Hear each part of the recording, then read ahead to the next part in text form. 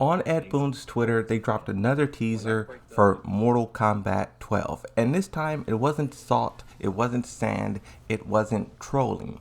This video gave us a real idea of what Mortal Kombat is going to be. The video is very simple. You have a clock that starts on 9, it goes to 10, it goes to 11, it starts to wiggle, and it skips 12 and goes to 1. Everyone saw this and immediately thought the game is going to get a reboot. But I'm wondering if it's going to be a full reboot. Like, what does it mean when we say reboot? If you just focus on the characters and the stories that's been told since Mortal Kombat 1, so many characters have came later on in the game's life cycle. Mortal Kombat 9, 10, 11, so many fantastic characters. And when you skip all the way back to Mortal Kombat 1, a lot of those characters weren't born yet. A lot of those characters don't exist.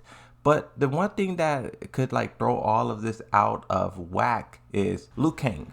At the end of Mortal Kombat 11, Liu Kang, he is the controller of the hourglass, and it literally says he can shape the world or the reality the way he wants it to. That basically means he can go far back as possible, and in theory, he should be able to bring everyone who he cares about or whatever back with him. That's what it means to shape your reality how you want it. Bring all your loved ones and friends with you.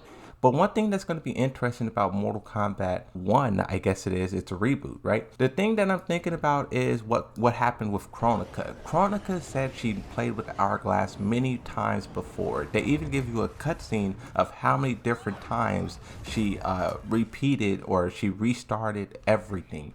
And she always said that no matter how much she tried, time just would not fully bend to her will.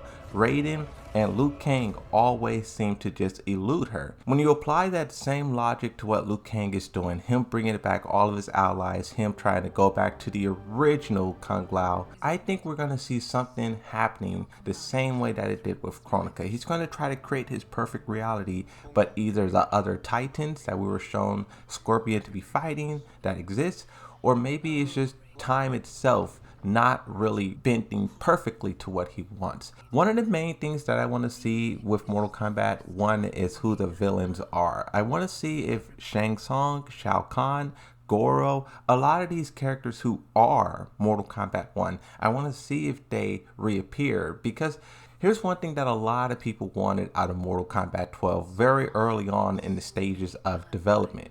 We wanted to see the Chaos Realm, the Order Realm. We wanted to see some of the parts of the world we haven't seen before. Also, with them going back in time, you now have where Katana's from. Mortal Kombat 12, or I guess I should say 1 now, really has me interested to see what happens, because I don't think there's ever been a fighting game that has done a reboot but done it successfully. They really have the opportunity to go back to the good old days but put a twist on it, put a tweak on it, and give us something new. And also they could tell it from a new perspective. Now Liu Kang is the god, the protector of Earthrealm, and Raiden is just a normal dude. That's going to be an interesting dynamic to see. Lord Raiden is different from the Lord of Fire and Thunder, Liu Kang. But I'll see you in the next one. Thank you for watching, and bye bye. We have work to do. You must be prepared.